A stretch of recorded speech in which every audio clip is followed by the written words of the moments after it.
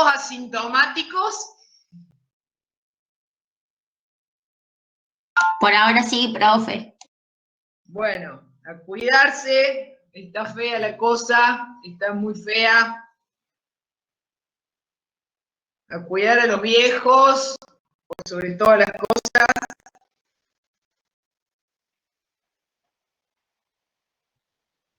Bueno, momento de avisos parroquiales y libre expresión. ¿Alguien tiene algo para comentar? El chat. Puros saludos. Bueno.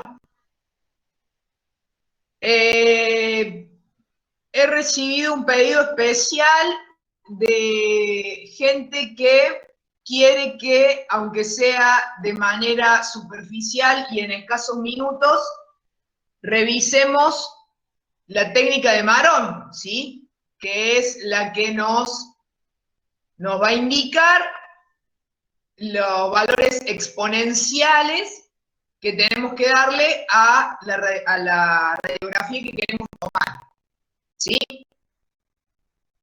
Me dijeron los chicos de mi comisión que no lo hemos visto el año pasado en física.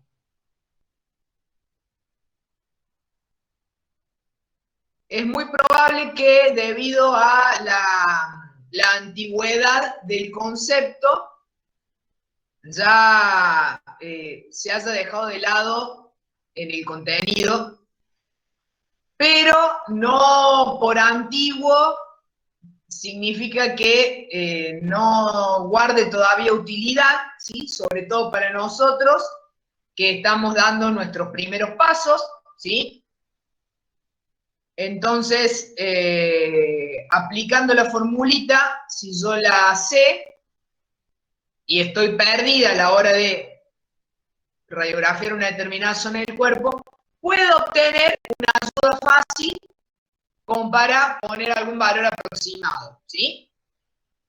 Obviamente que la reglita la aplicamos el primer día y el día 2 es muy probable que ya agarren más o menos el ritmo de nuestro equipamiento y sepamos qué valor exponencial darle a los pacientes a partir de ahí. Pero mientras tanto, creo yo que no por vieja ha perdido valor y ya le digo, para los novatos es de utilidad 1, ¿sí?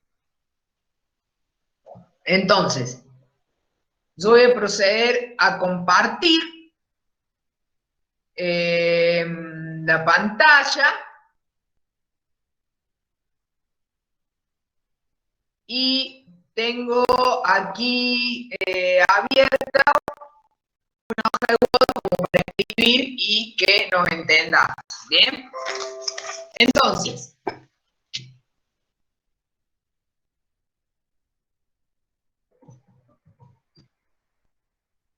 esto es lo que vamos a ver hoy, ¿bien? La técnica de Marón. ¿En qué consta la técnica de Marón? En dar los valores exponenciales correctos al sector que quiero radiografiar. Entonces, si yo quiero averiguar el kilovoltaje, ¿sí? ¿Qué tengo que tener? La regla que mide el espesor de la zona del paciente. Por ejemplo, yo quiero radiografiar un cráneo lateral. Un cráneo lateral es posible que sean a lo mejor, vamos a poner 15 centímetros, ¿sí? A ver, tengo una regla acá que es como un espesómetro. Antes existía en los equipos, en la sala de rayos X, un accesorio que se llama espesómetro, que no era ni más ni menos que una reglita con una vara con la que uno medía. Puedo decir que un cráneo son más o menos 15 centímetros. Entonces, si quiero hacer un cráneo lateral, este es el espesor que tiene que atravesar mi rayo. Vamos a ponerle 15 centímetros, ¿sí? Entonces vamos a tener 15, ¿sí? El espesor de zona, más la constante del film. film. ¿Qué era esto de constante del film? Decimos que es un número fijo, en este caso vamos a poner 25. Existe una tabla también en la que este número varía, 1, 2 o 3 para arriba, dependiendo la marca del film y las características del film, porque había diferentes tipos de películas, y siempre había una que era 25, otra que era 27, 28. No importa ese número, vamos a dejar como número fijo, como nuestra constante del film, el 25, ¿sí? Y eso nos va a dar el kilovoltio. Este es por 2, ahora me cierro. Entonces voy a tener el espesor de zona por 2 más la constante de film, ¿sí? Esto va a ser igual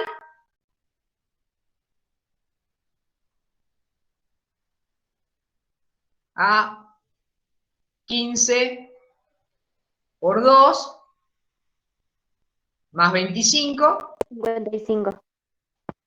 55. Muy bien. Igual a 55. Me encantaría saber a dónde tengo el igual en todos los.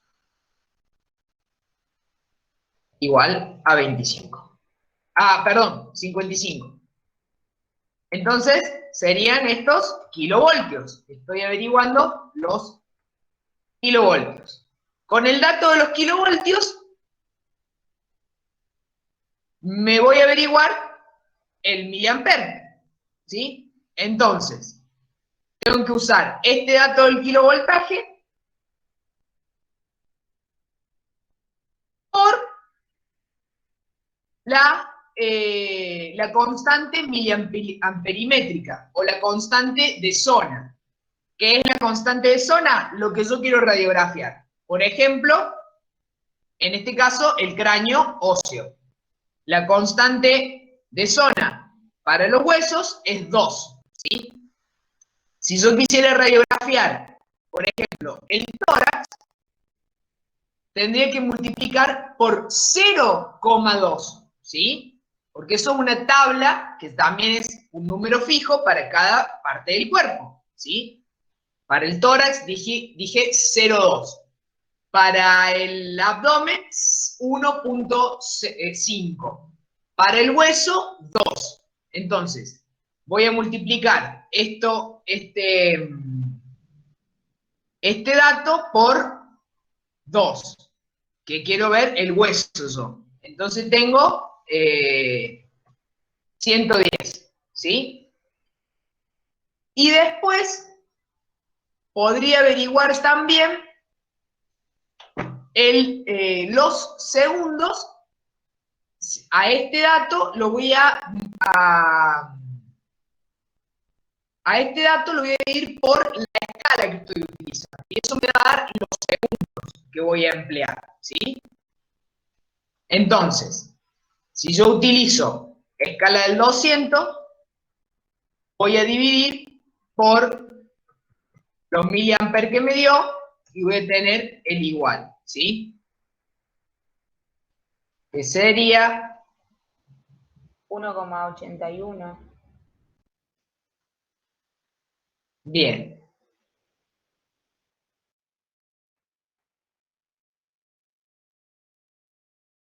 ¿Qué eran los 200, profe?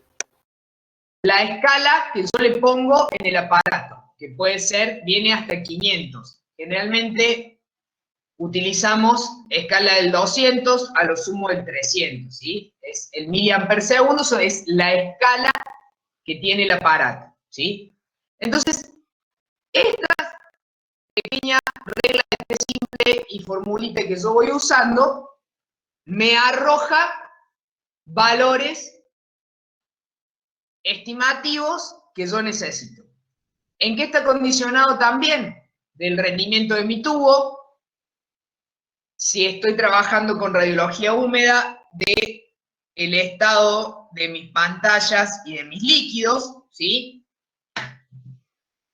De ahí que pierda un poco de valor De ahí que pierda un poco de valor con el tiempo, ¿sí? Porque pensemos que esto fue ideado cuando solamente existía film y pantallas reforzadoras con revelado húmedo, ¿sí?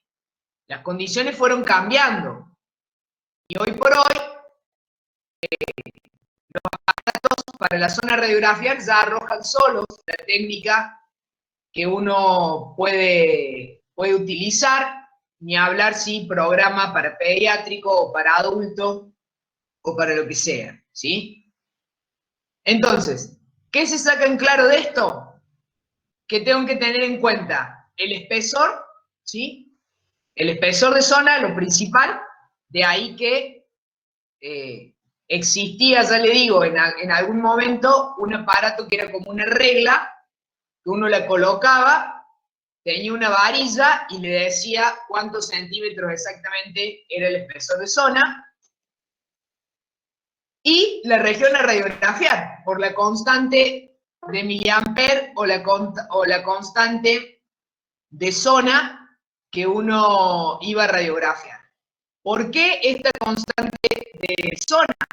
Porque, como dijimos, para el tórax, en el tórax, ¿qué quiero estudiar? Los pulmones, ¿sí? Y el mediastino, principalmente. Y ya tengo contraste natural ahí, ¿me entienden? ¿Por qué? Porque tengo dos densidades muy marcadas. La densidad agua del mediastino, que es gris clara, ¿sí? Y la densidad negra aire de los pulmones. Si yo digo que los pulmones tienen aire, los pulmones tienen muy poca atenuación de los rayos X, ¿sí? Entonces, digamos que la zona ya tiene un contraste natural. Yo no necesito rayos para atravesar los pulmones, porque contienen aire y los rayos pasan, ¿sí? En cambio, si yo quiero estudiar el esqueleto que contiene calcio, tiene un número atómico mucho más elevado, contiene fósforo, hierro, todo con número atómico mucho más elevado. Y si yo tengo un elevado número atómico, ¿qué pasa con los rayos X? Lo absorben más. Exactamente, ¿sí? Si nosotros, cuando radiografiamos gente, ¿qué hacemos? ¿Qué nos llega al receptor de imagen? Lo que atenúa más, digamos.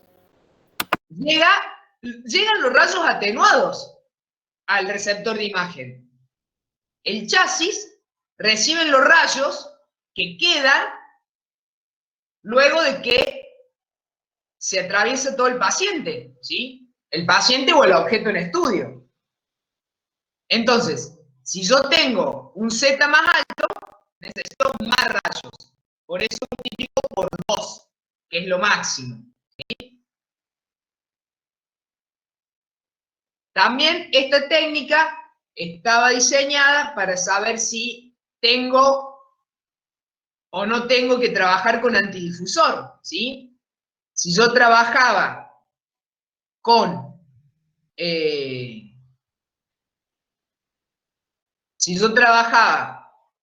parrilla antidifusora, esos eran los valores. Si yo trabajaba de manera directa, es decir, con la región en estudio por sobre el chasis, ¿sí? Se reduce la tercera parte.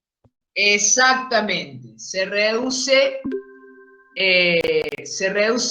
el miliamper a la tercera parte. ¿Por qué? Porque el antidifusor atenúa radiación. Si dijimos que el antidifusor es plomo con elemento radiolúcido, ¿sí? Al no tener antidifusor, yo necesito menos rayos, ¿sí? También sabemos que se dicen los libros que hasta un espesor de 12 o 13 centímetros yo puedo prescindir del uso del antidifusor, ¿sí? De ahí que en pediatría no lo use y de paso doy menos rayos al niño, ¿sí? Recuerden que un niño es especialmente radiosensible y su expectativa de vida es toda, ¿sí?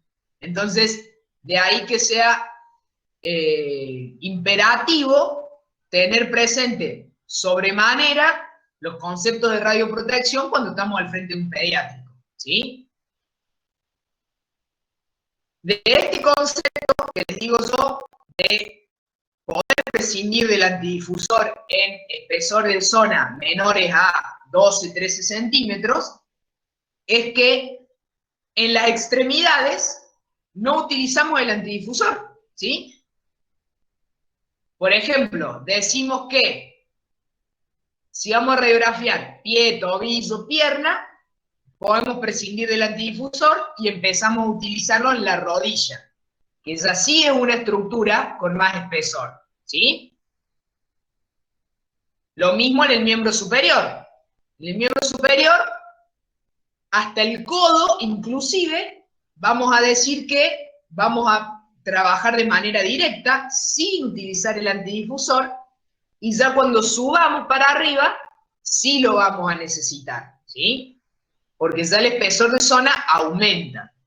Tengo más rayos, más tejidos blandos, y bueno, también en los pacientes adultos claramente está condicionado al tamaño del paciente, ¿sí? No es lo mismo una paciente de 42 kilos, mujer, que un paciente varón que juega en el tala al rugby, ¿sí? Claramente que no va a ser lo mismo. El espesor de zona de una paciente a lo mejor sí sea del hombrito de una paciente menuda, sea 12 centímetros, o 13 o menos, y de un paciente deportista o boxeador o varón que mida 2 metros, y claramente voy a tener un espesor mucho mayor, ¿sí? Entonces, o de un nadador, ¿sí? Tiene hipertrofiado todos los músculos de la cintura escapular. Entonces, lógicamente, que debe tener mucho más espesor para atravesar de músculo muy denso, hipertrofiado, que me va a atenuar más los rayos, ¿sí? Entonces, esos son conceptos que derivan de esta famosa reglita de Maron, que en realidad merece una clase, y creo que eso es lo que le dijo la profesora Mónica, ¿sí? Pero lo tenemos que pensar principalmente en el término de saber qué espesor tiene lo que voy a radiografiar y qué constante de zona tiene. Esos dos datos son los que me van a arrojar un valor estimativo que en la mayoría de los casos se va a aproximar a lo real y que a lo sumo después lo ajustará, ¿sí?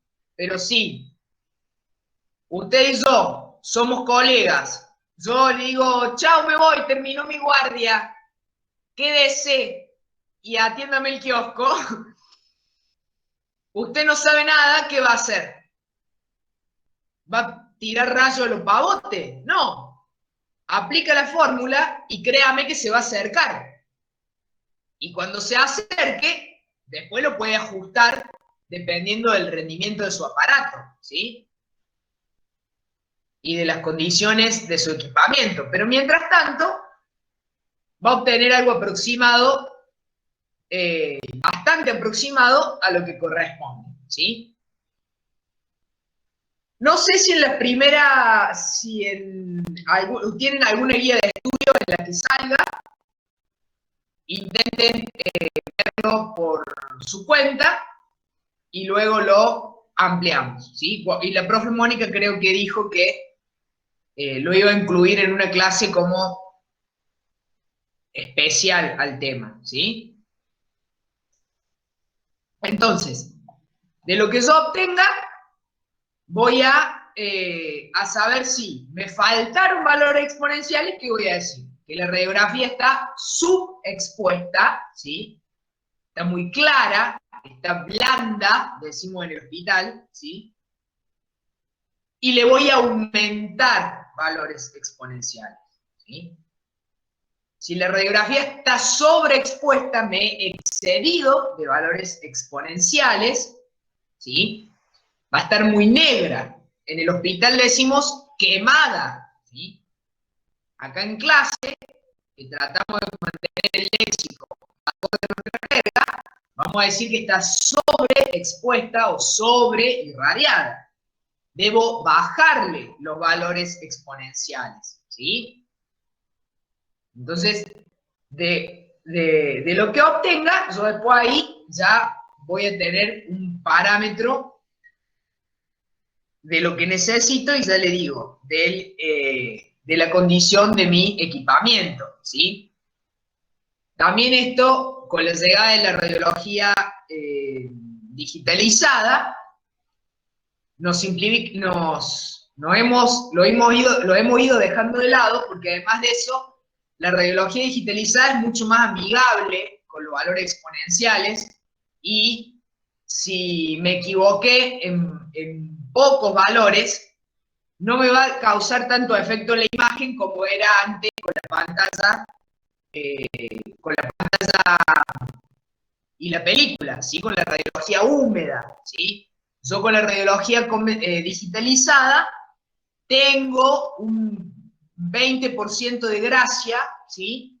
De que yo puedo equivocarme en los valores exponenciales y no voy a tener tanta repercusión en la imagen, ¿sí? Entonces, me permite tener un rango de radiografías viables un poquito más amplio que lo que era la radiología húmeda, ¿sí? De lo que era la radiología húmeda. Por eso ahí que se haya ido quedando un poco antiguo el concepto de la técnica de Marón. Pero me parece que puede operar abriéndonos la cabecita a la hora de pensar el principio físico que ocurre cuando nosotros hacemos una radiografía, ¿sí? Que es la atenuación de los rayos X.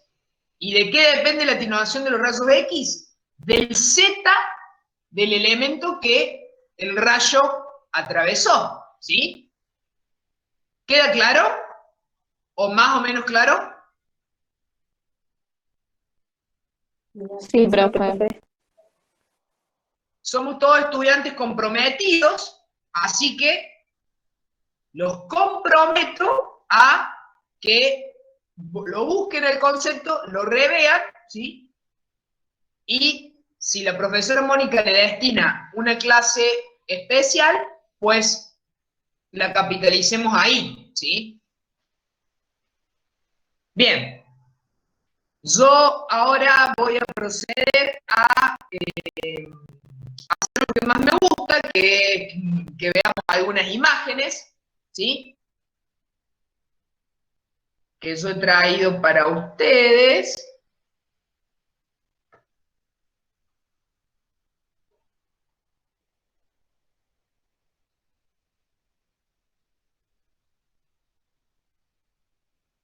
Ahora voy a proceder a compartir la pantalla.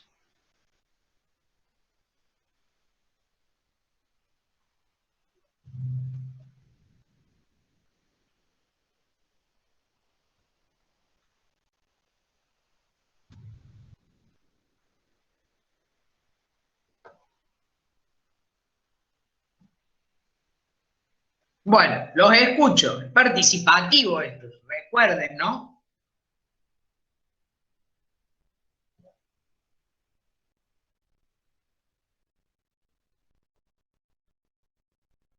Tenemos un cráneo de frente y de perfil.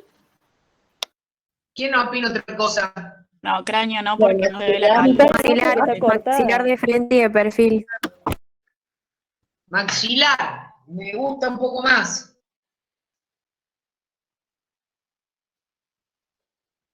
Me gusta un poco más. Me imagino. Cervical de frente perfil, no. No, cervical. No. Para mencionar la técnica, tengo que tener completa la región que yo estoy diciendo. Si digo cráneo, esto es un cráneo. Automáticamente me pregunto, ¿cómo va a ser un cráneo si no estoy viendo todo el cráneo? Para que sea dicha técnica, tengo que tener toda la estructura,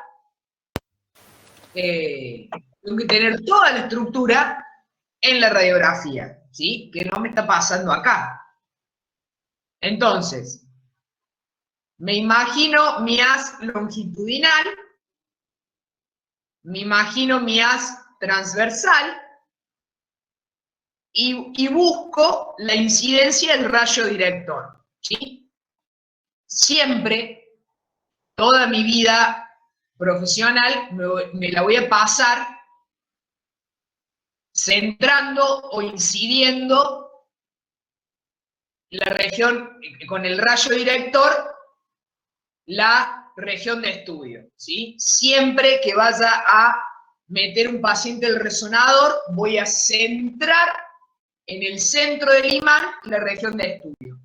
Siempre que meta un paciente al tomógrafo, voy a tener haces, tal cual el haz longitudinal y el haz transversal, que me van a decir a dónde está el isocentro, y ahí voy a centrar yo mi región de interés. Siempre que voy a irradiar en radioterapia una parte del cuerpo, voy a ir al centro de esa región a examinar, ¿sí? Si usted va al bar y agarra la carta de tragos, va a pedir lo que usted quiere, Fernet, no va a ir a fijarse a otro, por ejemplo. Entonces, lo que usted quiere va ahí, ¿sí? Si yo quiero estudiar el maxilar, le tengo que pegar al maxilar y lo tengo que tener completo. Si yo quiero estudiar el cráneo, le tengo que pegar al cráneo con el rayo y lo tengo que tener completo. Si no, no me sirve, ¿sí?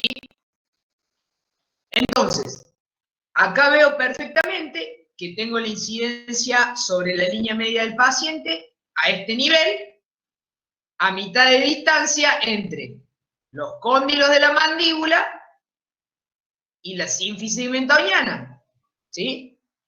En el centro de la región que a mí me interesa, que es todo el maxilar inferior, ¿sí? Entonces, siempre en una imagen tengo que preguntarme, ¿qué técnica es? Para que sea dicha técnica de la cual tengo la sospecha, y la tengo que tener completa la región. Si no, evidentemente, primero pienso que no es esa técnica, o puedo pensar que está mal tomada, ¿sí? Este ejercicio de buscar la incidencia del rayo es uno de los ejercicios más útiles que podemos hacer para empezar a ser asertivos a la hora de identificar la técnica, ¿sí? Porque si yo me imagino tal cual los haces de mi diafragma, voy a llegar muy fácilmente al punto de incidencia. Y seguramente que ahí en el centro está el centro de mi interés, de la región que yo quiero radiografiar, ¿sí? Entonces tengo mandíbula o maxilar inferior, ¿sí? De frente. Como ya sabemos, le hice apoyar al paciente la frente y la nariz, ¿sí? Le pido que abra la boca para separar las arcadas dentarias, en este caso la superior de la inferior, y intentar que toda mi mandíbula quede libre de superposición, ¿sí? Bien, ¿qué chasis uso para hacer esta radiografía? 18 por 24. 18 por 24 y de manera longitudinal. De manera longitudinal. Claramente me estoy dando cuenta que mi diámetro mayor es longitudinal, por eso sigo con el chasis el eje mayor de la región que a mí me interesa, ¿sí? Muy bien. Entonces, aquí tengo la síntesis del mentón, aquí tengo el boño, y aquí tengo las ATM, ¿sí? Y aquí puedo evidenciar una fractura de la rama.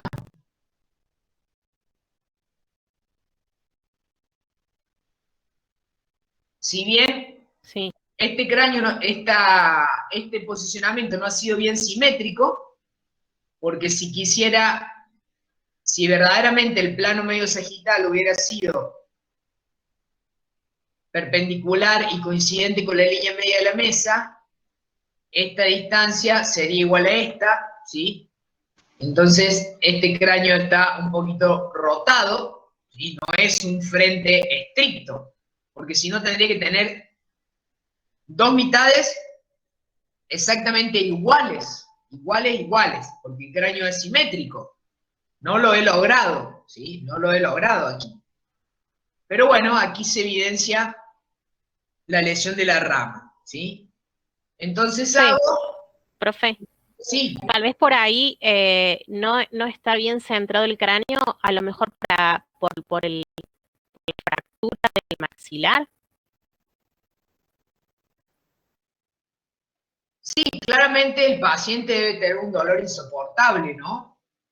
Y se puede haber movido, pero podría a lo mejor haber intentado tomar otra y buscar esa simetría. Si yo tengo eso, lo controlo yo, ¿sí? El paciente apoya la frente y la nariz, ¿qué sería lo ideal? Que yo me pare atrás de él e intente, tomándole el lateral de la cabeza, intente buscar esa perpendicularidad del plano medio sagital. Puedo corroborar la distancia de los conductos auditivos externos al apoyo, ¿sí? Para evitar que la cabeza se rote, ¿sí? Y acá no lo he logrado. A lo mejor podría haber tomado otra y hubiera ganado en esa simetría que es tan necesaria para que verdaderamente podamos comparar un lado con el otro. Sí, ¿quién quería hablar? No, yo quería preguntar si no, en ese caso no se puede usar, o sea, no se puede hacer esa técnica de otra forma, digamos. O sea, si él está lesionado en la mandíbula, quizás es más difícil para que se pueda posicionar bien, digo. Sí, ¿qué otra forma se le ocurre? No sé, de frente. Como decía, ahí está de frente. Yo estoy haciendo un maxilar de frente. Claro, pero vos le estás apoyando la frente y la nariz sobre el pótero, y digamos, o sea, el rayo no entra PA, Claro. y si lo haces AP, no se puede. Sí, claro que se puede. ¿Qué pierde si lo hace AP? Nitidez, ¿Por qué? Por porque la no zona de estudio más está lejos. claro, está más lejana al receptor de imagen. Acabáramos. La zona que estoy estudiando la alejo del receptor de imagen. Muy bien. ¿Sí? Para mí, el ideal es hacerlo póstero anterior, ¿sí? Claramente que la técnica AP está descripta y es válida si yo no tengo otra opción, ¿sí? Pero usted piense que si tuvo para que eso pase, seguramente el traumatismo ha sido directo sobre la mandíbula y bastante fuerte. Si usted llega caminando en silla de ruedas y no tiene otro traumatismo asociado que le impida apoyar la frente y la nariz, tiene que ser de su elección. Si total ya doler ya le duele, porque está fracturado y porque se ha golpeado, ¿sí? Entonces, las radiografías mal hechas no le sirven a nadie, ¿sí? No es que yo sea cruel con los pacientes, todo lo contrario, ¿sí? Todo lo contrario. Las radiografías mal hechas no le sirven a nadie. Somos flexibles a la hora de buscar la mejor técnica para la condición del paciente, para no agravar su situación, para que no le duela, sobre todo para eso, para no agravar su situación y no ponerlo en riesgo tampoco, ¿no? Porque si un paciente está mareado o tiene lastimado un pie, a lo mejor no puede pararse y por pararse se cae y lo exponemos a un riesgo. Nunca vamos a exponer al paciente de más ni a agravarle su situación. Pero sí tenemos que tener en claro que una radiografía mal hecha no le sirve a nadie. No le sirve al paciente, no nos sirve a nosotros y no le sirve al médico derivante, ¿sí? Inevitablemente la vamos a tener que hacer de vuelta. Entonces, ¿qué será mejor? ¿Detenernos 30 segundos más? ¿Pedirle amablemente la colaboración al paciente con tranquilidad y hacer la radiografía bien o tener que repetirla? Irradiarlo nuevamente y volver a incomodarlo, ¿sí? Porque tenemos que volver a hacer todo de vuelta, ¿sí? Entonces, la radiografía sirve si va a ser diagnóstica, ¿sí? Si no, ¿para qué la hacemos? Y ya le digo, radiografías mal hechas no le sirven a nadie. La opción de hacerla AP, claramente que es válida, y la va a usar un montón de veces. Cuando el paciente no venga acostado, no pueda colocarse prono. Pero en este caso, que este paciente venía con ese único traumatismo, pase a hacer que ahí la frente y la nariz, ¿sí? Es la mejor forma para hacerlo, ¿sí? Como dijo la compañera, acerco mi región de interés al receptor de imagen. Gano nitidez, ¿sí? Entonces, estas cuestiones, si bien nosotros estamos aprendiendo a hacer la técnica radiográfica, estas cuestiones que yo puedo comentarles desde la experiencia o desde la simple anécdota de mi práctica diaria, me parece que no es en vano ni menor, porque también tenemos que ir pensando la radiología desde la mismísima sala de rayos, donde estamos al frente del paciente y que lo que hagamos tiene que ser viable, ¿sí? Porque si yo me voy a ajustar, está muy bien este planteo que dijo la compañera, ¿qué hago si el paciente no puede o si le duele e intento hacerlo así? Está muy bien porque nos estamos situando, ¿sí? Y eso es lo que tenemos que, y ese es el sabor de tener destreza y poder resolver, ¿sí? Pero estas cosas que yo les comento de la práctica, que no están en el libro, son también para pensarlas en estos términos. La radiografía mal hecha no le sirve a nadie, ¿sí? Y muy amablemente uno debe buscar la colaboración del paciente.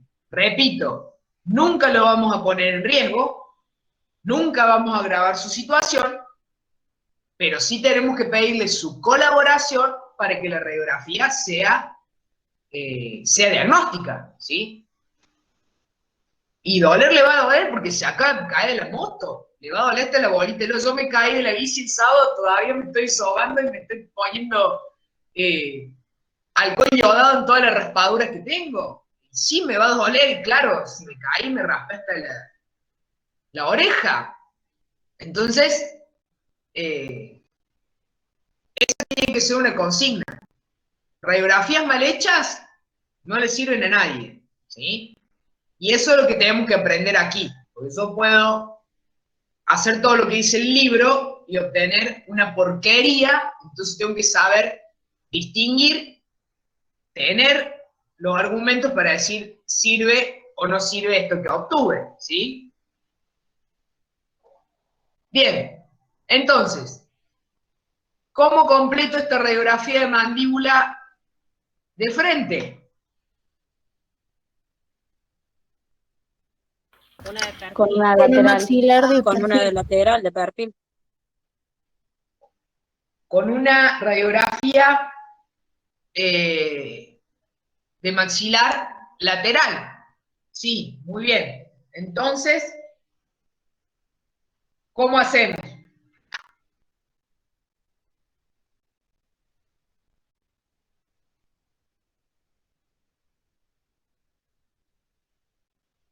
¿Cómo colocamos al paciente, profe? Sí, pensémoslo en el término de que si yo lateralizo toda la cabeza, superpongo ambas ramas, ¿sí? Y no me sirve. Le hago apoyar al paciente sobre los parietales del lado opuesto que quiero o sea, que está en estudio. Le hago posar el parietal, entonces de esa manera los maxilares me quedan desenfilados, ¿sí? Uno me va a quedar por encima del otro, ¿sí? O puedo dejar la cabeza del paciente con su plano medio sagital paralelo e incidir con angulación, ¿sí? Y de esa manera desenfilar los maxilares. Entonces tendría una rama con un goño por aquí, ¿sí? Y miren cómo tengo aquí la otra mitad del maxilar con el goño que se van para arriba, ¿sí? En este caso en el que está fracturado, es mejor angularle el rayo, ¿no? Sí, yo creo que siempre es mejor angular el rayo, porque creo que se controla mucho mejor la posición del paciente, ¿sí? Usted le dice al paciente, lleve la cabeza para allá, y en ese momento el paciente ya la rotó, bajó la pera, ya. Entonces me parece me parece que se tiene mucho más el control si yo dejo al paciente con la cabeza, con su plano medio sagital, paralelo al apoyo y angulo el rayo, que si le digo que al paciente que mueva él la cabeza, ¿sí? El día de mañana usted probará una u otra y elegirá qué es lo que a usted le resulta y qué es lo que le sale, ¿sí? Yo le hablo desde mi experiencia, ¿sí? Para mí se controla mejor la posición y yo puedo obtener algo más parecido a lo que quiero si tengo el control de las cosas. Y prefiero angular el rayo y no la cabeza del paciente, ¿sí? Aparte, recordemos lo que dijimos el otro día, ¿sí? No solamente tengo que tener posicionada la región de interés, en este caso la cara del paciente, sino que también todo el cuerpo del paciente tiene que estar alineado en consecuencia a lo que yo quiero radiografiar, ¿sí? ¿Qué va a hacer el paciente? La típica, poner las manos en los bolsillos, descansar el peso del cuerpo en una pierna, encogerse de hombros, porque le duele o porque está frío adentro de la sala de rayos, ¿sí? Entonces, esas cuestiones que no me describe el libro ni el apunte, me hacen a mí a la imagen que yo obtengo y al cómo la obtengo, ¿sí? Entonces, siempre debemos partir de que el paciente tiene que estar derecho y todo su cuerpo alineado, y yo ahí sí voy a tener una ventaja o me va a repercutir en la zona en el estudio. Así yo piense que ¿qué tiene que ver la mano en el bolsillo con la cara? ¿Sí? O en el mismo momento que usted posicionó al paciente, el paciente descansó el peso del cuerpo sobre una sola pierna y ya se le bajó, y a usted se bajó un par de centímetros y a usted ya se le fue la región de incidencia que había visto y la que había centrado cuando lo posicionó. Entonces, en mi experiencia creo que este concepto no es banal, ¿sí? Por más que no salga escrito tal como yo se lo estoy diciendo en la literatura, ¿sí? Por eso yo siempre prefiero angular el rayo. Y obviamente darle las indicaciones al paciente, ¿sí? Darle las indicaciones al paciente. Usted no le agarra la cara al paciente y se la gira. No, le explica. Acerque su cabeza a eso. Yo le digo de esa manera, no le voy a decir buki porque el paciente no sabe qué significa buki mural. ¿Sí? Entonces, le damos, párese derecho, le dice usted al paciente. Párese derecho. Saque las manos del bolsillo. ¿Sí? Como que uno parece un loro, pero bueno, el pobre paciente no se imagina nada. No se imagina nada, está en un lugar desconocido y le duele, porque le acaban de pegar un patadón en la mandíbula. ¿Sí? Entonces, de eso también se trata, de que vamos a lograr la colaboración del paciente en tanto y en cuanto el paciente confíe en nosotros, ¿sí? Y nos podamos comunicar bien con él, con ella, ¿sí? Bueno, muy bien. Acá desenfilé mi mandíbula, miren cómo veo, esta es la arcada dentaria superior, a la angular no la tengo superpuesta, y esta es la inferior, me queda desdoblada por la angulación del rayo, ¿sí? Bueno, esta ya la vimos. Profe, ¿en esa maxilar inferior de perfil va apaisado o longitudinal el chasis? Apaisado, ¿no? Porque, ¿Por qué lo pondría paisado? y porque el diámetro es mayor de perfil, o sea.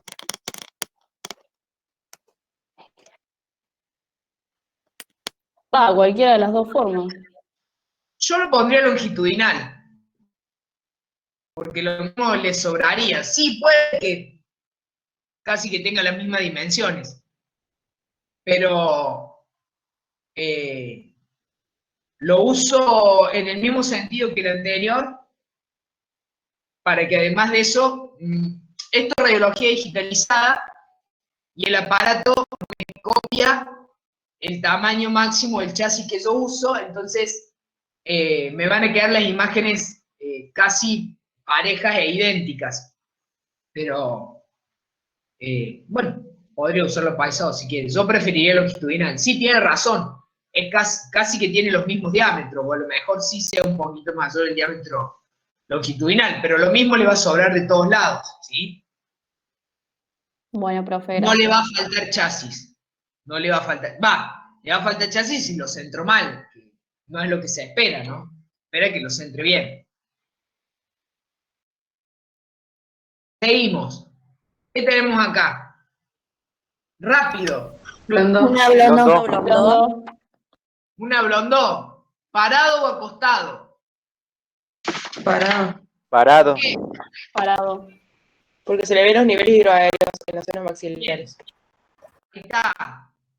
Nivel hidroaéreo. ¿En qué seno? Maxilar. Seno maxilar. Maxilar. ¿Izquierdo o derecho? Izquierdo. Izquierdo. Izquierdo, profe. Ahí está. Todo eso nos tiene que salir solo, ¿sí? Acá un tiempo. Así de rápido. ¿Qué tenemos acá? ATM.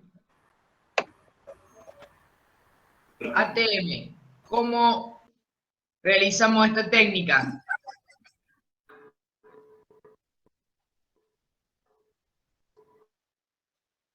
Como un cráneo lateral. Como un cráneo lateral. Aquí tengo el ATM, ¿sí?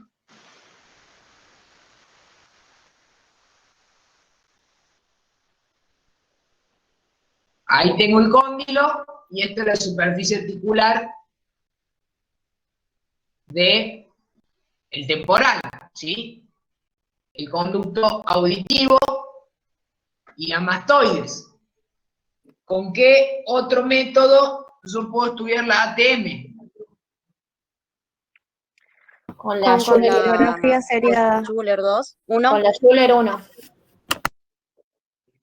Con la Schuller 1. Muy bien. Con la Schuller 1. que tengo esta misma imagen característica, ¿sí? Nico, para que tengo que hablar en la clase y habla después. De estas tres estructuras alineadas, ¿sí? La ATM, el conducto auditivo y la mastoides en una misma línea, ¿sí? Que si me imagino yo en mi propia anatomía, que es lo que tendría que hacer siempre cada vez que estudio, intentar trasladar lo que estoy leyendo a mi propia anatomía, me doy cuenta muy fácilmente que tengo aquí la ATM, es más, cuando yo hablo, puedo ver el movimiento de mi mandíbula, ¿sí? O al imitar un movimiento de masticación, tranquilamente palpo el cóndilo mandibular, el conducto auditivo, y aquí la mastoides, ¿sí? O sea, estos tres elementos alineados son los típicos que yo voy a ver en la Schüler 1, ¿sí? En la Schüler 1. Profe, ¿cómo diferenciamos la Schüler de la ATM? Si la vemos así en grafías, ¿cómo sabemos cuál es cuál? No lo sabremos. Desde una imagen, la verdad que yo no tendría experiencia ni ninguna arma concreta para decirles una o la otra. Primero porque generalmente tenemos diafragmado a un poquito de anatomía, que es lo que queremos estudiar y radiografiar. Y segundo que lo único que estoy valorando son estas estructuras. Así que usted me puede decir acá radiografía de ATM, yo le voy a decir excelente, felicitado. Me puede decir esto es una Schüler 1 y yo le voy a decir excelente, felicitado, lo mismo, ¿sí? Suele verse, acá veo uno, suele verse también aquí el pabellón de la oreja, ¿sí? Que en la Schüler 1, para poder ver bien las celdillas mastoideas, sé que lo tengo que rebatir, y ese puede ser una diferencia, pero bueno, la verdad que también puede resultar bastante sutil, y en este caso creo que está ahí, pero no podría afirmarlo a ciencia cierta. Recuerden que cuando nosotros estamos en presencia de una radiografía que no hicimos, hablamos con certeza de lo que verdaderamente nos dice la radiografía. Y de lo otro, podemos tirar posibilidades, y bueno, y algunas serán más acertadas que otras, pero no dejan de ser posibilidades, porque nunca vimos a este paciente, porque no obtuvimos la radiografía nosotros, y porque simplemente estamos hablando, ¿sí?, de imágenes radiográficas que se nos presentan, ¿sí? Entonces, eso, cualquiera de las dos que me diga, a la hora, por ejemplo, de una evaluación, para mí va a estar bien igual, ¿sí? Para mí va a estar bien igual. Te tiene que reconocer esta anatomía básica. Estos tres componentes que lo va a ver así, tal cual lo está viendo aquí, ¿sí? La ATM, el conducto auditivo y la mastoides.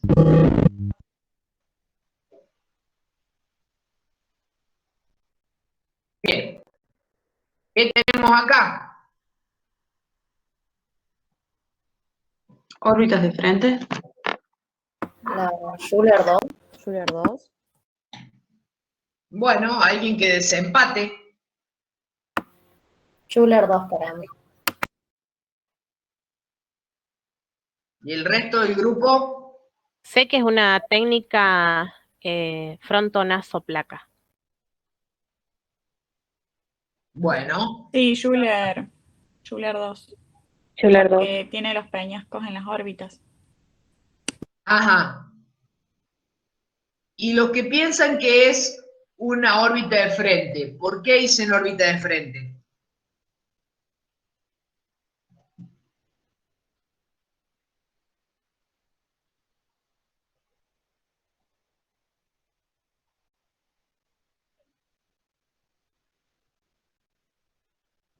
Vamos a buscar nuestra región de estudio.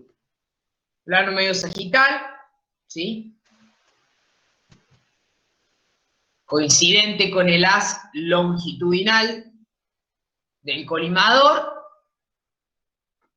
y nuestro haz transversal, el rayo incidió aquí en el nacio, ¿sí? Un poquito más abajo, tampoco vamos a ser tan estrictos. Estoy viendo la órbita, por dentro de la órbita los peñascos.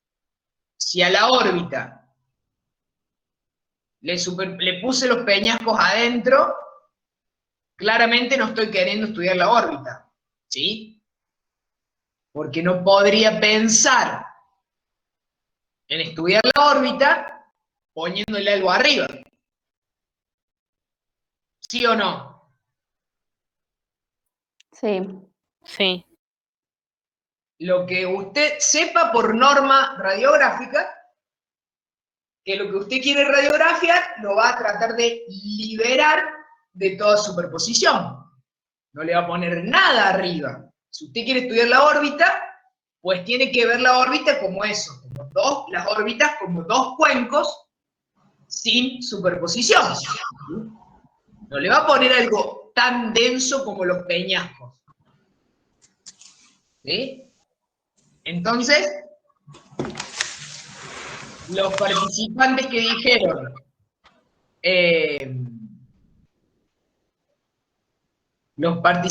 dijeron Schuller 2 son los que estaban acertados, ¿sí?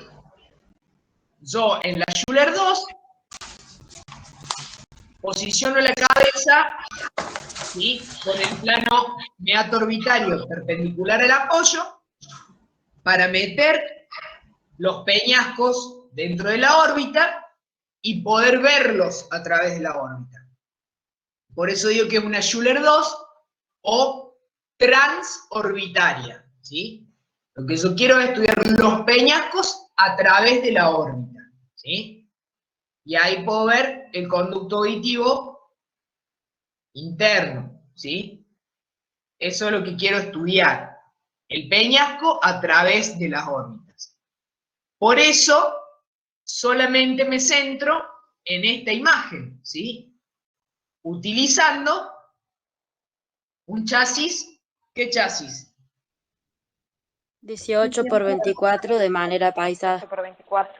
18 por 24 de manera paisada. No me interesa la calota del cráneo. Por eso tomo solamente la región que a mí me interesa, que es esta que tengo aquí. ¿Sí? ¿Queda claro? Sí, Profe. Sí, profe. Bien. ¿Esta la vieron ya? Sí, es una Hertz. Es una Sí, Hertz. una Hertz puede ser. Bien. ¿Qué error cometí? Que no se ve toda la calota craneal y los valores exponenciales están mal. ¿Qué tienen de malo?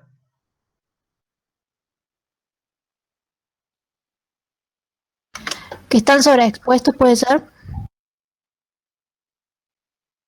Está sobreexpuesto para usted. Bueno, ¿alguien opina otra cosa? Pero si está sobreexpuesto tendría que estar más negra. Subexpuesto sería. ¿Qué son las manchas como naranjas que tiene? Esta es una fotografía de una película radiográfica. Y esas manchas son óxido de fallas durante el revelado, ¿sí? Esta, a diferencia de todas las que vimos antes, no es una imagen digital, ¿sí? No la saqué de la computadora. La fotografié con la cámara del celular de un negatoscopio de una película húmeda, ¿sí? Y esas manchas son oxidación de que no se terminó de enjuagar bien la emulsión de esa película, ¿sí? Porque es muy vieja la radiografía. Es tan vieja que todas esas marquitas que tiene es emulsión que se fue saliendo por el manoseo, las uñas, ¿sí? De lo antigua que es la imagen. Gracias, profe. Bien. Bueno, esta técnica no la vimos con la profe Mónica. ¿Cómo? Que no la vimos a esta técnica con la profe Mónica. No la vieron a un colegio. Bueno, la dejamos stand-by entonces. ¿Esta? Town, una town. Esta sí la vieron. Sí. Sí. Bien. ¿Para qué realizamos una TAM? Para ver la fosa posterior del cráneo. Bien. ¿Qué hueso principalmente? Occipital. El occipital. El occipital. El occipital, ¿sí? Lo veo de 10 al occipital, ¿sí? Tal cual,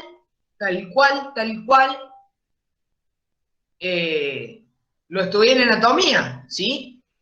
Acá tengo el agujero magno, las fosas cerebelosas, la protuberancia occipital interna y las fosas cerebrales, ¿sí? Todo el occipital, la cara interna del occipital, tal cual la estudiábamos en el libro de anatomía, ¿sí? Entonces, voy a estudiar la fosa posterior, ¿sí? Tengo que tener toda la calota del cráneo y vamos a decir que mis peñascos los voy a poder evidenciar con forma de alas de mariposa, ¿sí? Porque son como bien triangulares hacia los lados, entonces por eso se le dice que parecen alas de mariposa, ¿sí? Por aquí afuera la mastoides, con su clásica neumatización. Miren cómo puedo ver perfectamente los cóndilos del maxilar, ¿sí? Ahí los tengo. ¿Y qué es eso que tengo ahí? El arco del Atlas. El arco posterior del Atlas.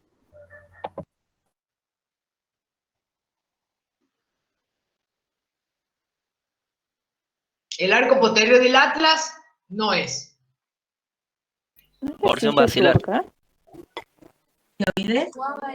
¿Puede ser el dorso de la silla turca?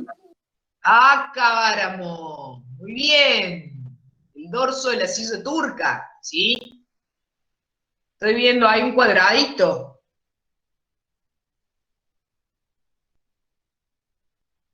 Estoy viendo ahí un cuadradito con la clinoide posteriores, ¿sí?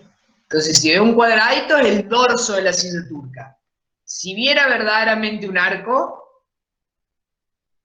un semicírculo, sería el arco posterior del Atlas, ¿sí? Entonces, si usted tiene una imagen enfrente y el profe le pregunta qué es, primero vea qué forma tiene esa imagen o esa estructura anatómica que el profe le está pidiendo y luego nómbrela, ¿sí? Entonces, esto que es un cuadradito, verdaderamente es el dorso de la silla turca, y si aquí viéramos un arco, sería el arco posterior del Atlas, ¿sí? ¿De qué depende? De si angulé grado más, grado menos, de cuánto bajo la pera del paciente, porque recuerde que, ¿cómo es la técnica de TAM? ¿Cómo es la posición del paciente en una TAM? Como Ante lo cráneo. cual, un cráneo AP. Como un cráneo AP. Entonces, el plano órbito me da tal. ¿Cómo es con respecto al apoyo? Perpendicular. Perpendicular. Perpendicular, ¿sí? Entonces, también depende de la anatomía propia de ese paciente, la morfología del cráneo de ese paciente, lo que yo voy a evaluar, ¿sí? A través de ese agujero magno que me hace de ventana, ¿sí? Puede que vea el dorso de la silla turca, como lo estoy haciendo aquí, puede que vea el arco posterior del atlas, ¿sí? Puede que evidencie las dos cosas a través del agujero, ¿sí? Entonces, siempre veamos la forma de la estructura que tengo ahí, ¿sí? Obviamente, si doy un poco más de angulación, es posible que vea, es más posible ver el arco el arco posterior del atlas que el dorso de la silla turca, ¿sí?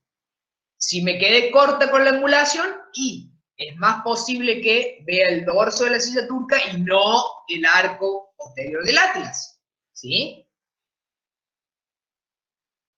Pero siempre fijémonos y no repitamos como loro, porque ahí el profe se va a dar cuenta que usted estudió como un loro y no está reconociendo la anatomía radiológica de la imagen, ¿sí?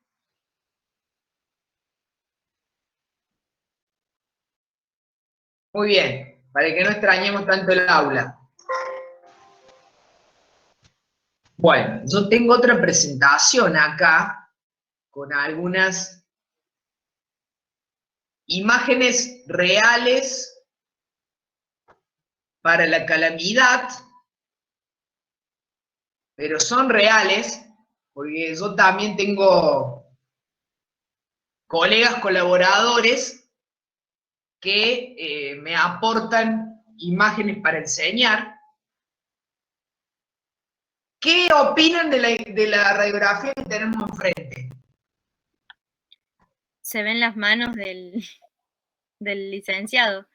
Le está rascando la cabeza al paciente, está haciendo un masaje capilar. Tendría que haber colimado más para no irradiar tanto. Primero le saquemos la matrícula profesional y lo mandemos a estudiar radiología 1. ¿Sí o no? Sí. Sí. Tiene que recursar.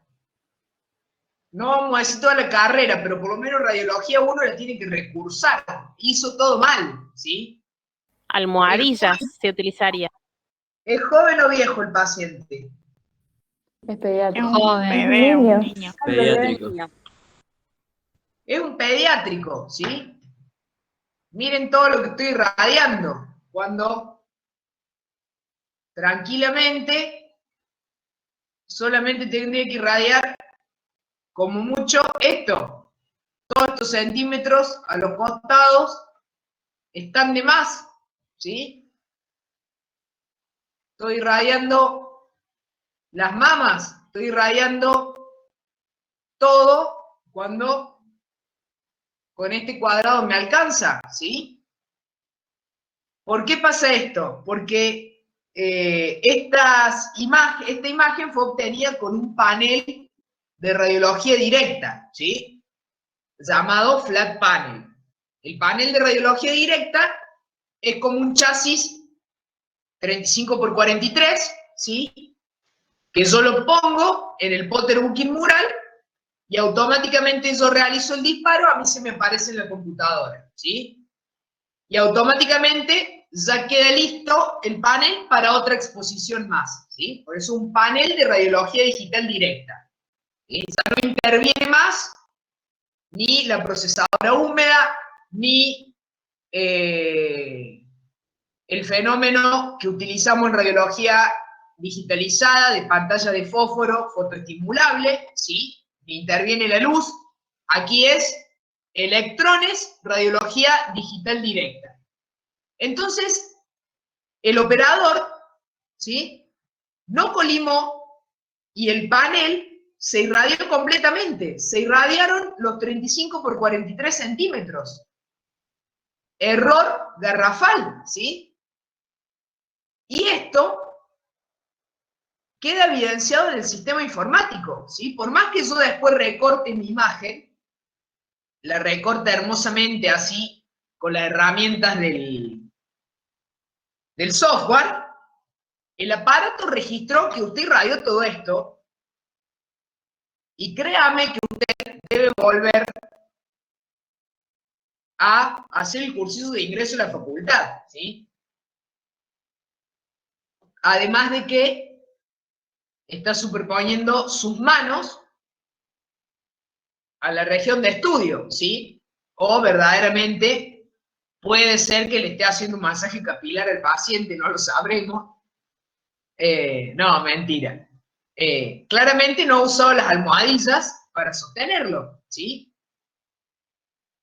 Y si no tenía almohadillas, ¿qué podría haber hecho? De última, sostenerlo de aquí del mentón. Porque ¿qué técnica ha querido ser esta? AP de frente. Cráneo de frente. Cráneo de frente, AP. Cráneo de frente. Entonces, si yo quiero estudiar el cráneo de frente, me refiero a la calota del cráneo, ¿sí? Si no tenía almohadillas porque se me ensuciaron y las debía lavar porque se perdieron por X motivo, ¿qué podría haber hecho? Aunque sea tomar el paciente de aquí abajo, de la pera, pero no superponer ambas manos sobre la región a estudiar, ¿sí? Y es imperdonable no diafragmar a la zona en estudio, ¿sí? Porque usted diafragmando protege al paciente de la radiación, se protege usted de la radiación, ¿sí? Y gana calidad de imagen, porque restringe la radiación dispersa, ¿sí? Entonces, es imperativo diafragmar siempre, siempre, ¿sí? Esto es terriblemente grave y habla de el poco interés del profesional, ¿sí? Esta es genial, esta no tiene desperdicio. ¿Qué es esto? Parece que está como gritando. Que realmente lo han hecho en una sala de rayos para... Un exhorto. Está todo movido. No está todo junto. Al pediátrico lo tienen en brazos. Estaba llorando. O alguien le atravesó el brazo en el pecho, dolor. La habló como tres personas después. Hay como 20 manos ahí. Sí, pareciera que lo tienen entre dos. Claro, pobrecito. Si a mí me tienen así, yo también me voy a querer escapar. Y además ¿O no? porque no entiende nada él. Al ser un nene, no entiende nada de lo que le están haciendo. Y tampoco Absolutamente colimaron. nada, pobre criatura, y con este nivel de violencia. Profe, ¿y qué se hace si le sacamos una radiografía y se sigue moviendo? Le sacamos otra y se sigue moviendo. ¿No vamos a irradiar demasiado? Volvemos a lo que le dijimos hace un rato. La radiografía sirve si está bien hecha, ¿sí? Yo particularmente hago dos si el paciente está intratable. ¿Qué le digo? Señora, vaya al hall, camine o compre un juguito o dele la teta o no sé, y vuelva, ¿sí? Y si es una urgencia, A veces- capaz un adolescente y todavía no se siente mucho dolor y no puede parar de moverse. Una persona adolescente entiende perfectamente, ¿no? Nunca he tenido ese problema. No, son poquísimos los pacientes a los que no le puedo obtener una buena radiografía. Poquísimos.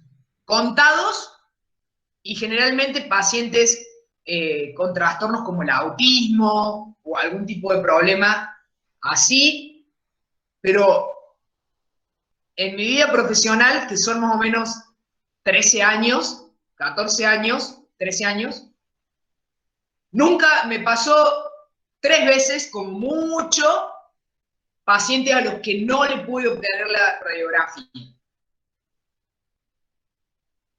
Esto claramente, esta situación no favorece a sostener esa criatura. Esta criatura seguramente está acostada. Alguien está teniendo la cabeza malísimamente mal. Aquí tiene una mano que le tiene el cuello. Y aquí tiene un brazo atravesado arriba del pecho. Y todos con anillos. Entonces, imagínese usted que le tengan una mano en el cuello y un brazo atravesado arriba. Yo quiero salir corriendo. Entonces, nada, estas imágenes cedidas por mis colegas que se asombran y también queremos compartirlo y empezar a centrar esto de trabajar bien desde que estamos estudiando, me facilitan estas cosas de las que podríamos hablar mucho tiempo. Puede ser que haya querido hacer un cráneo de frente, es posible. Puede ser que haya querido hacer una técnica de senos paranasales, también es posible, ¿sí? Esto no es absolutamente nada, esto es la prueba de trabajar mal, ¿sí? ¿Cómo resolvemos esto? ¿Qué piensan ustedes? Y habría Usando raso de nuevo. que tranquilice el paciente, o en todo caso, no sé si fuera un nene chiquito, por ahí buscar tranquilizarlo y dormirlo, que esté lo más tranquilo posible. Sí, si el paciente viene medio dormido, es de un bebé y está un poco dormido, yo lo que hago, por ejemplo, es apagar las luces, hablar bajito, no levantar la perdiz, como quien dice, e intentar que todo siga igual. ¿Cómo resolvemos esto también? Dándole indicaciones a este acompañante, ¿sí? Comunicándome. Le explico cómo lo tiene que tener al paciente, ¿sí? Que claramente esta no es la forma. A lo mejor sujetándole el cuerpito y las manitos pegadas al cuerpo, ¿sí? Es suficiente. Si es la mamá, le digo, pues, háblele, mamá, salúdelo, llámelo por su nombre, ¿sí? Pero claramente esto es la prueba del todo mal. ¿Qué hice bien acá? Nada, ¿sí? Los valores exponenciales parecen ser los correctos y la imagen no está movida, porque veo bien nítido el borde de los huesos. Pero esto no es ninguna técnica. No puedo irradiar todo esto para irradiar un cráneo, ¿sí? Si esto es un cráneo, no le estoy pegando ni en la zona en estudio, ¿sí? Miren a dónde me queda el raso, en cualquier lugar. Acá corté el cráneo, ¿sí? Cosas que pasan, ¿eh? Esto es real. No es sacado de una serie de Netflix. Es real. Esto pasó en algún servicio de nuestro medio, ¿sí? Entonces, con comunicación, ¿yo qué hago? Logro que me colabore el familiar. El familiar también está nervioso, ¿sí? El familiar también está nervioso. Entonces, si imagínense ustedes lo que son papás, mamás, si su nene se cae de la cucheta, de la cuna, ¿cómo van al hospital? Nerviosos, alterados, la mamá llora, el papá le echa la culpa a la mamá al papá, al acompañante, ¿sí? Entonces, todo esto se logra con serenidad, comunicándose, ¿sí? Otro tema muy propio del pediátrico es que yo tengo que esperar al pediátrico con la mayor cantidad de cosas hechas, ¿sí? Yo tengo que esperar al pediátrico con el tubo alineado con el chasis, con los valores exponenciales correctos para la técnica que voy a realizar, ¿sí? Con el diafragma ya abierto a la región de interés, que son ¿cuánto? 20 centímetros, ¿sí? Entonces, si yo ya espero con las almohadillas sobre la mesa, yo ya espero el pediátrico con todo lo necesario y con el aparato listo para posicionar al paciente abajo y obtener la radiografía, ¿sí? Si necesito la ayuda de un colega, pues ya lo llamé a mi colega y así recibo el niño. Cosa de que sea rápido el asunto porque los chicos también se cansan, ¿sí? Después de esto, créame que nadie tiene un buen talante para hacerse una radiografía si lo están teniendo de esta forma, ¿sí? Y acá,